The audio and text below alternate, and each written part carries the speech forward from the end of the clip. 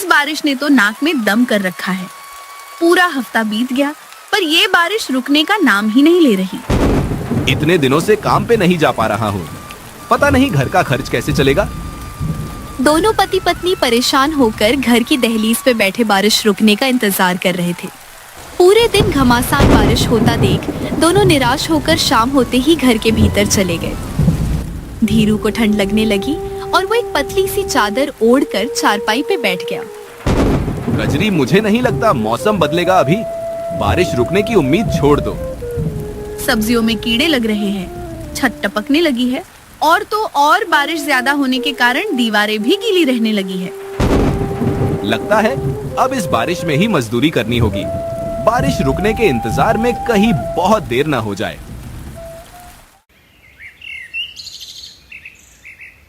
अगली सुबह धीरू बारिश में ही मजदूरी करने ठाकुर दुर्जन प्रताप के यहाँ चला जाता है। क्या हुआ धीरू, इतनी बारिश में सुबह सुबह मेरे घर क्यों आए हो? ठाकुर साहब, मुझे पता चला है कि आपको मजदूरों की जरूरत है। मुझे काम पे रख लीजिए, मैं खूब मेहनत करूंगा। तुझसे तो पूरा गांव नाराज रहता है। लोग तरह तरह की बातें करते हैं, मैं भला तुझे काम पे क्यों रखूं? ऐसा ना कहिए, ये तो मुझे भी पता नहीं कि लोग मुझसे इतनी नफरत क्यों करते हैं। अच्छा ठीक है, मैं काम पे रख लूंगा तुझे, पर बारिश का बहाना करके छुट्टी मत करना। काम नहीं रुकना चाहिए। जी मालिक, जैसा आप कहो। आज से ही काम पे लग जा। मैं अपने लोगों को कह दूंगा कि तू गोदाम आ रहा है। इसके बाद धीरू गोदाम जाने के लिए निकल पड़ता है। रास्ते में तेज बारिश, तूफान, सर्द हवाएं, इन सब का ऐसा कहर बरस रहा था कि दूर दूर तक एक भी व्यक्ति दिखाई नहीं दे रहा था। इतनी कठिनाइयां होने के बाद भी धीरू हिम्मत करके गोदाम पहुंचता है। ये मनहूस यहाँ क्यों आया है? धीरू के गोदाम पहुंचते ही लोग उसे देखकर ताने कसने लगते हैं, जिसे धीरू सुन लेता है और पूछता है, भाई ऐसा क्यों बोल रहे हो? आखिर मैंने तुम्हारा क्या बिगाड़ा है? सही तो कह रहा है ये तुझे। तू मनहूस ही तो है, इसलिए तेरा कोई रिश्तेदार नहीं, कोई सगा संबंधी नहीं। ये सुनते ही धीरू के चेहरे से हंसी गायब हो जाती है। उसका चेहरा बिल्कुल मुरझा सा जाता है।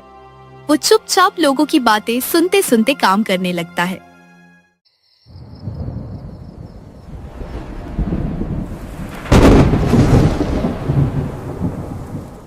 शाम होती है। वो मजदूरी के कुछ पैसे लेकर थका हारा घर जाता है। कजरी, ये लो मेरी आज की मजदूरी, घर खर्च में तुम्हारे काम आएगी। ये क्या? ये पैसे तो गिले हो चुके हैं। बारिश में भीग कर आया हूँ ना, कपड़े गिले हो चुके हैं, पैसे भी गिले हो गए। इन्हें दूसरे कमरे में सूखने रख दो, सुबह तक सूख जाएंगे। ठीक है जी। इतना बोलकर कजरी पैसे लेकर दूसरे कमरे में रखने चली जाती है। कुछ देर बाद वो पैसे रखकर धीरू के पास वापस आती है। तब धीरू, कजरी, मुझे पता है लोग मेरी तरह तुम्हें भी ताने देते होंगे। ताने किस बात के जी? मैं अनाथ हूँ ना, मेरा कोई अपना नहीं है, और एक अनाथ से शादी करके तुम्हें भी बस सुनने को ही मिलता होगा। ऐसा कुछ भी नहीं है, मैं लोगों की बातों पे ध्यान नहीं देती। वैसे क्या सच में आपका एक भी रिश्तेदार नहीं है? पता नहीं, जब से मैंने होश संभाला है अकेला ही रहा हूँ। अच्छा, अब आप ज्यादा सोचकर अपनी सेहत मत खराब कीजिए, सो जाइए, कल काम पर भी तो जाना है। धीरू उस रात बहुत उदास था। उसकी आवाज में अपने अपनों की कमी साफ झलक रही थी। कजरी ने बड़ी समझदारी से उसे समझाया और दोनों एक साथ कुछ पल बातें करके सो गए।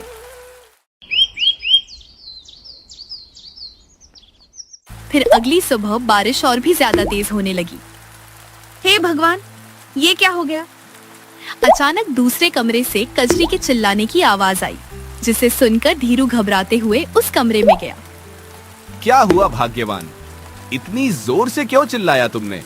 सब ठीक तो है ना? ये देखिए, छत से पानी टपकाने की वजह से सारे पैसे फट गए हैं। अब इनमें से कोई भी नोट हमारे किसी काम का नहीं है। मैंने कितनी मेहनत करके ये पैसे कमाए थे, सारी मेहनत पे पानी फिर गया। धीरू और कजरी अपनी किस्मत को कोसने लगे, रोने लगे। थोड़ी देर बाद धीरू हिम्मत जुटा के फिर से बारिश में भीगते भीगते काम करने गया। उसे देखते ही लोगों के ताने फिर से शुरू हो गए। आज तुझे आने में इतनी देर क्यों हुई? खुद को यहाँ का सेठ समझ लिया है क्या तूने? जब मर्जी तब आता है। मैंने जानबूझकर देरी नहीं की, मेरे घर में कुछ परेशानी आ गई थी। तेरी ये जुर्रत, तू हमसे जुबान लड़ा रहा है। भूल मत, हम चाहे तो अभी ठाकुर साहब से कहकर तुझे यहाँ से निकलवा सकते हैं। ये सुनते ही धीरू बहुत डर जाता है और उनसे विनती करने लगता है। इतने कठोर मत बनिए आप सब। मुझसे कोई भूल हुई हो तो मुझे माफ करना। आखिर आप सब मुझसे इतनी नफरत क्यों करते हैं?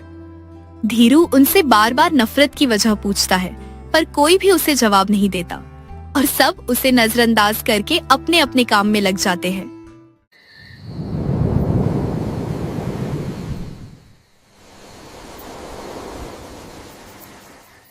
शाम होती है, सब अपने अपने घर जाते हैं। तब धीरू, आज तो मैं पैसे भीगने नहीं दूंगा। इतना बोलकर धीरू पैसे संभाल कर रख लेता है और अपने घर जाने लगता है। तभी रास्ते में उसे एक पति पत्नी का जोड़ा एक पेड़ के नीचे खड़ा दिखता है। अरे भाई, बारिश इतनी तेज है, किसी भी वक्त तूफान भी आ सकता है। ऐसे में यूं बाहर रुकना सही नहीं है।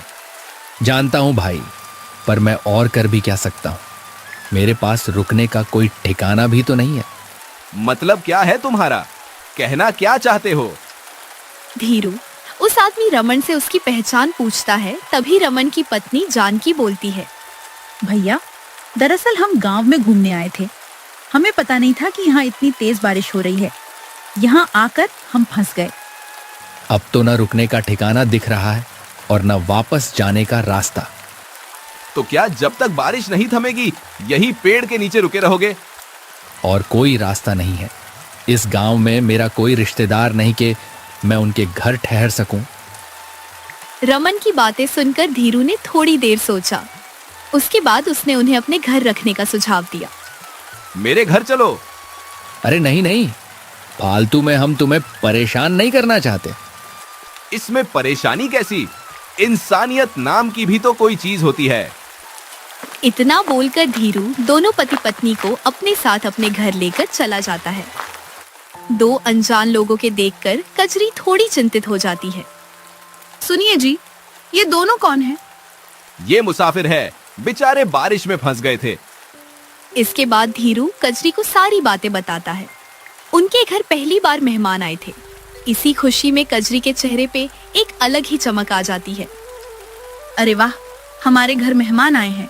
आज तो मैं तरह तरह के पकवान बनाऊंगी। कजरी और धीरू रमन और जानकी का बहुत आदर और सम्मान के साथ स्वागत करते हैं। वो दोनों कुछ पल शांति से वहीं बैठती है। तब कजरी रसोई में जाकर फटाफट अलग अलग तरह के स्वादिष्ट पकवान बना लेती है और रात होते ही सब एक साथ बैठकर बहुत प्यार से खाते हैं। अरे वाह भाभी, आपके हाथों में तो जादू है। भोजन सच में बड़ा स्वादिष्ट बना है। आप दोनों सच में बहुत अच्छे हैं। आज के समय में भी अनजान लोगों के लिए इतना कुछ कर रहे हैं। ये तो हमारा फर्ज है। आखिर मेहमान भगवान का रूप जो होते हैं। कुछ ही समय में उन चारों के बीच अच्छी खासी दोस्ती हो गई थी। देर रात तक उन्होंने खूब गप्पे लड़ाए और देखते ही देखते चारों की आंख लग गई।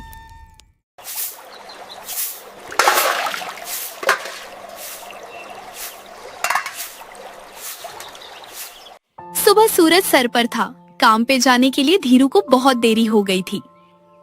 कल देर रात तक जागने के कारण आज मुझे कितनी देरी हो गई है। ठाकुर साहब को पता चला तो वो मुझे काम से ही निकाल देंगे। इतना बोलकर धीरू घर से निकलता है। तभी रमन उसे पीछे से आवाज देता है, जरा रुको धीरू। धीरू बहुत हड़बड़ी में रहता है, इसलिए वो रमन को जल्दी जल्दी बोलने को कहता है।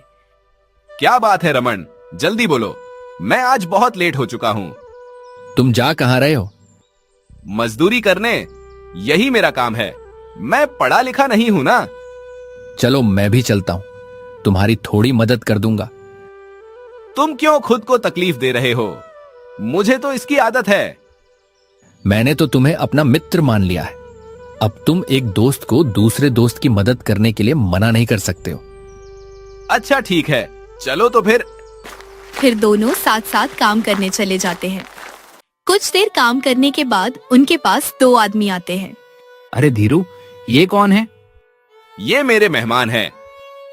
ये सुनकर दोनों आदमी जोर जोर से हंसने लगते हैं। मेहमान और तेरे घर, मूर्ख मत बना हमें। और नहीं तो क्या, इतने सालों में तेरे घर कोई झांकने तक नहीं आया, आज अचानक मेहमान कहाँ से आ धमके। बातें बनाना तो कोई तुझसे सीखे, अनाथ कहीं का। भूल मत तू अनाथ है, तेरा कोई रिश्तेदार, कोई दोस्त, कोई संबंधी नहीं है। इतना बोलकर दोनों आदमी वहां से चले जाते हैं। धीरू का मन उदास हो जाता है, उसके चेहरे पे निराशा छा जाती है। तब रमन उससे पूछता है, भाई, गांव वाले तुमसे ऐसे कैसे बात कर सकते हैं? तुम उन्हें जवाब क्यों नहीं देते? छोड़ो, उनकी बातों पे ध्यान मत दो रमन, मुझे तो ये सब सुनने की आदत सी हो गई है। इतना बोलकर धीरू काम करने लगता है। रमन को धीरू के ऊपर बहुत दया आती है। वो धीरू के काम में उसका बहुत हाथ बटाता है। ऐसे ही कुछ दिन बीतते हैं। बारिश अब भी वैसी की वैसी तेज होती रहती है। शाम का वक्त था। वे चारों घर की दहलीज पे बैठकर चाय पीते हुए बारिश का आनंद ले रहे थे। अब तक बारिश की वजह से कितना गुस्सा आता था, पर सबके साथ बैठकर चाय पीते हुए बारिश को देखने में बहुत सुकून सा मिल रहा है। हाँ वही ना, इतने दिन हो गए हैं हमें यहाँ ठहरे हुए, साथ में एक परिवार जैसा लग रहा है। ऐसा लग ही नहीं रहा कि हम अजनबी हैं। जो होता है अच्छे के लिए ही होता है। ये बारिश न होती तो हमारी इतने अच्छे लोगों से मुलाकात कैसे होती। तुम दोनों ने हमारा बहुत ख्याल रखा है, हम तो तुम्हारे एहसानमंद हो गए हैं। जो बारिश कभी उन्हें मुसीबत लगती थी, आज उसी बारिश को देखकर उनका मन खुश हो रहा था। दिन बीतते गए, अब उन चारों के बीच पक्की दोस्ती हो गई। एक दिन धीरू अकेले गोदाम गया हुआ था। उसे अकेला देख बाकी के मजदूर उससे रमन के बारे में पूछने लगे। आज रमन तुम्हारे साथ नहीं आया, उनसे भी तुम्हें छोड़ दिया क्या? नहीं नहीं, वो तो मेरा सच्चा मित्र है। बारिश में भीगने के कारण उसे थोड़ा जुकाम हो गया है, इसलिए आज आराम करने को कह दिया मैंने। ये धीरू कितना लापरवाह है, अपने मेहमान का ठीक से ध्यान भी नहीं रख सकता। सबने उसे रमन की तबीयत को लेकर ताने दिए, पर किसी ने एक बार भी उसका हाल न पूछा। बारिश में रोज भीगकर आने के कारण उसे भी बुखार आ चुका था। वो उसी हालत में बिना किसी को उल्टा जवाब दिए चुपचाप काम कर रहा था। कम करते करते अचानक कमजोरी के कारण उसके हाथ से बोरी छूटी और बोरी के अंदर का सारा अनाज पानी में गिरकर बर्बाद हो गया। ये क्या किया तुमने? पता है कितना नुकसान हो गया है। ये किसी काम का नहीं है, इसे ठाकुर साहब के पास ले चलो। सब लोग धीरू को निकालने की बस राह तक रहे थे और आज उन्हें वो मौका मिल गया। सब इतने गुस्से में थे कि बिना एक पल की देरी किए वे सब धीरू को फौरन ठाकुर दुर्जन प्रताप की हवेली ले गए। ठाकुर साहब, इस धीरू ने आपका नुकसान कर दिया। कैसा नुकसान? इसने अनाज से भरी बोरी पानी में गिरा दी, सारा अनाज नष्ट हो गया। ये सुनते ही ठाकुर को धीरू के ऊपर बहुत गुस्सा आया और एक उसके ऊपर चिल्लाने लगा। तेरा ध्यान कहाँ रहता है धीरू? मैंने कहा था ना, मुझे काम में कोई गड़बड़ नहीं चाहिए। माफ करना ठाकुर साहब, मैंने जानबूझकर नहीं किया, गलती से बोरी गिरी थी। अब भूल जानकर हो या अनजाने में, नुकसान तो मेरा हुआ ना, तुझे इसकी भरपाई करनी होगी। ठीक है, आप मेरी मजदूरी में से थोड़ा थोड़ा करके अपना दाम काट लेना। मुझे क्या मूर्ख समझ रखा है तूने? मेरा दिया हुआ पैसा तू मुझे ही लौटाएगा? नहीं, तुझे एक बोरी के बदले 3 बोरी की भरपाई करनी होगी। 3 बोरी? ये तो बहुत ज्यादा है। दया कीजिए मालिक मुझ पर, मैं गरीब हूँ। पूरे महीने काम करूंगा तो भी 3 बोरी जितने पैसे नहीं जुटा पाऊंगा। ये तेरी समस्या है। जब तक मुझे मेरी भरपाई नहीं मिलती तू काम करने मत आना। अब तो पैसे लेकर ही आना। ठाकुर ने बड़ी निर्दयता से धीरू को अपना फैसला सुनाया और धक्के मारकर उसे अपनी हवेली से निकलवा दिया। फिर धीरू रोते रोते अपने घर आया। मैं अभागा हूँ, किसी को खुश नहीं रख सकता। कजरी वही खड़ी उसकी बातें सुनती है और परेशान होकर पूछती है, क्या हो गया आपको? आप रो क्यों रहे हैं? किसी ने फिर से कुछ कहा क्या? गरीबी में आटा गीला तो कहावत सुनी ही होगी तुमने। हमारे साथ भी कुछ ऐसा ही हुआ है। ऐसे पहेलियां मत बुझाइए। मुझे बहुत घबराहट हो रही है। साफ साफ बताइए क्या बात है। इसके बाद धीरू बड़ी हिम्मत करके कजरी को सब बताता है। अब तुम ही बताओ, मेरे पास न काम रहा न पैसे, मैं तिगुनी भरपाई कैसे करूंगा? ये तो सरासर नाइंसाफी की है ठाकुर साहब ने। जब नुकसान एक बोरी का हुआ है तो पैसे भी एक बोरी के ही लेने चाहिए ना। बड़े लोगों के पास जितना होता है उन्हें उतना ही लालच होता है। धीरू और कजरी के ऊपर मुसीबत के काले बादलों ने बसेरा कर लिया था। वे दोनों फिक्र करते हुए बिना कुछ खाए पिए सो जाते हैं। तब दूसरे कमरे में बैठी जानकी रमन से कहती, सुनिए जी, मैंने आज छुपकर कजरी और धीरू भैया की बातें सुनी। मुझे उनके बारे में कुछ कहना है। ऐसे छुपकर किसी की निजी बातें सुनना अच्छी आदत नहीं है जानकी। मैं जानती हूँ, पर बात ही कुछ ऐसी है कि मुझसे रहा नहीं गया। बोलो, क्या बोलना है? फिर जानकी रमन को सारी बातें बताती है। इतना सब कुछ सुनते ही रमन धीरू और कजरी के लिए बहुत परेशान हो जाता है। मैं बीमारी के कारण एक दिन धीरू के साथ नहीं गया तो इतनी बड़ी बात हो गई। मैं क्या कहती हूँ, क्यों ना हम उनकी मदद करें। उनकी ये मुसीबत दूर करना तो हमारे लिए बाएं हाथ का खेल है। कह तो तुम सही रही हो, लेकिन इससे उन्हें हमारी असल पहचान पता चल जाएगी। फिर कहीं वो खुद को हमसे अलग समझकर दूरी न बना ले। अगर ऐसा होना हुआ तो होने दीजिए। कम से कम उनके सर पे आई मुसीबत तो खत्म हो जाएगी। उन्होंने हमारी बहुत सहायता की है, अब हमारी बारी है। जानकी के समझाने पर रमन अपनी असल पहचान सामान लाने के लिए मान गया।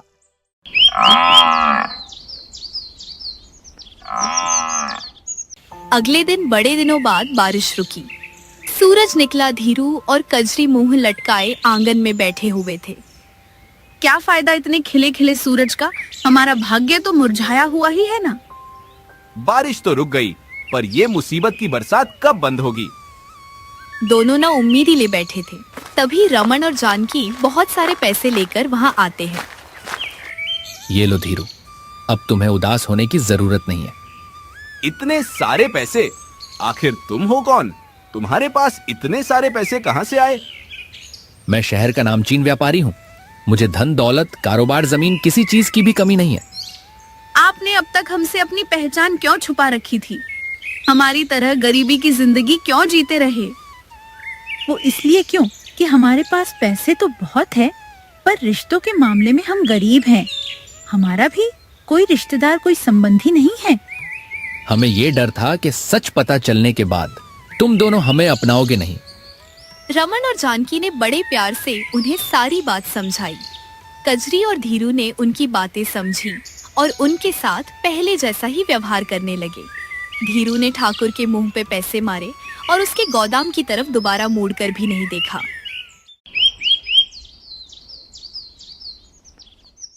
दूसरे दिन रमन और जानकी वापस शहर जाने के लिए निकल रहे थे। तब धीरू, तुम्हारी बहुत याद आएगी मित्र। धीरू, मुझे एक सुझाव आया है। मेरे व्यापार में हाथ बटाओ। तुम्हें काम की जरूरत है और मुझे भरोसेमंद साथी की।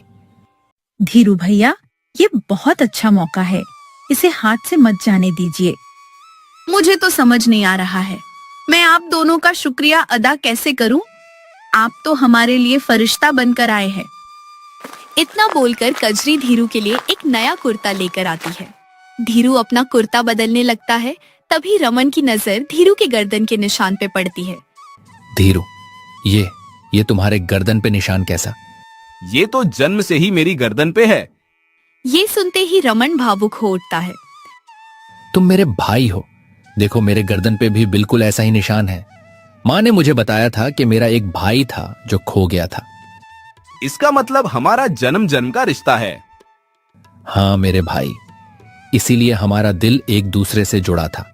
अजनबी होने के बाद भी हम एक दूसरे के लिए अपनापन महसूस करते थे। बरसों बाद दो बिछड़े भाई मिले। अब धीरू का भी एक अपना परिवार था। वे दोनों गांव ही रुककर शहर का सारा कारोबार मिलकर संभालने लगे। धीरू के धनी होते ही गांव वाले उसकी इज्जत करने लगे और देखते ही देखते धीरू ठाकुर से भी ज्यादा धनी बन गया। इस प्रकार की मज़ेदार कहानियों को सुनने के लिए हमारे चैनल अक्कू टोन को सब्सक्राइब करना ना भूलें।